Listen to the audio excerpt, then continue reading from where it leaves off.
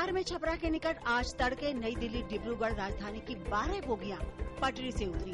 घटना में लगभग 5 लोगों की मौत। हादसा तड़के 2 बजे के आसपास गोल्डनगंज और छपरा स्टेशन के बीच हुआ। गृह मंत्री राजनाथ सिंह ने दिल्ली डिब्रूगढ़ राजधानी एक्सप्रेस हादसे के बारे में प्रधानमंत्री नरेंद्र मोदी को जानकारी दी।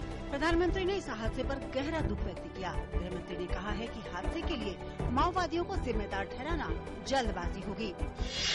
छपरा के पास हुए रेल हादसे के कारण उस रूट की 72 ट्रेनें प्रभावित हुई हैं। 25 ट्रेनें रद्द कर दी गई हैं, जबकि 24 रेलगाड़ियों को आंशिक रूप से रद्द किया गया है।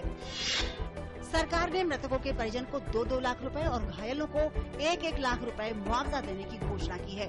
मामूली रूप से घायल लोगों को 20-20 हजार रुपए दिए जाएंगे। रेलवे के वरिष्ठ अधिकारी मौके पर पहुंच गए हैं और बचाव अभियान जारी है। भाजपा नेता और स्थानीय सांसद राजीव प्रताप रूडी ने कहा कि हादसा जांच का विषय है और जब तक इस मामले में कोई सुराग नहीं मिलता कुछ कहना ठीक नहीं है।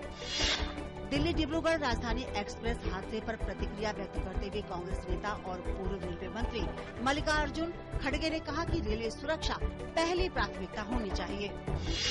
पूर्व रेल मंत्री लालू प्रसाद यादव ने छपरा में हुए रेल हादसे पर दुख जताते हुए कहा कि इस दुर्घटना की जिम्मेदारी रेल मंत्रालय की है। उन्होंने इस तरह के हादसों को रोकने के लिए ठोस कदम उठाने पर बल दिया। शुरुआती कारोबार के दौरान शेयर बाजार में देखी गई तेजी। सेंसेक्स 59 अंक की तेजी के साथ 25,428 अंक पर खुला। निफ्टी भी 5 अंक की तेजी के साथ 7,585 अंक पर पहुंच गया। आज डॉलर के मुकाबले रुपया 19 पैसे कमजोर होकर 60 रुपए 32 पैसे प्रति डॉलर पर आ गया। कल के कारोबारी सत्र के दौरान डॉलर की तुलना में रुपया 7 पैसे मजबूत होकर 60 रुपए 13 पैसे प्रति डॉलर पर बंद हुआ था। इराक के अचानक दौरे पर गए अमेरिकी विदेश मंत्री जॉन केरी ने कहा है कि अमेरिका इराक को हर तरह की मदद लगातार देगा। केरी ने कहा कि सुन्नी चरमपंथी संगठन ISIS इराक के अस्तित्व के लिए खतरा है। पेशावर हवाई अड्डे पर उतर रहे पाकिस्तान इंटरनेशनल एयरलाइंस के एक विमान पर गोलियां चलाई गईं, जिससे एक व्यक्ति की मौत हो गई और 2 अन्य घायल हो गए। सऊदी अरब के रियाद से करीब 180 यात्रियों को लेकर आई फ्लाइट पर गोलियां चलाई गयी। फीफा विश्व कप के ग्रुप डी के एक अहम मुकाबले में उरुग्वे ने इटली को 1-0 से हरा दिया। इस जीत के साथ ही उरुग्वे की टीम अंतिम 16 में पहुंच गई। एक अन्य मुकाबले में इंग्लैंड और कोस्टारिका के बीच खेला गया मुकाबला गोल रहित समाप्त हो गया। फीफा विश्व कप 2014 के ग्रुप सी के मैच में कोलंबिया ने जापान को 4-1 से हरा दिया।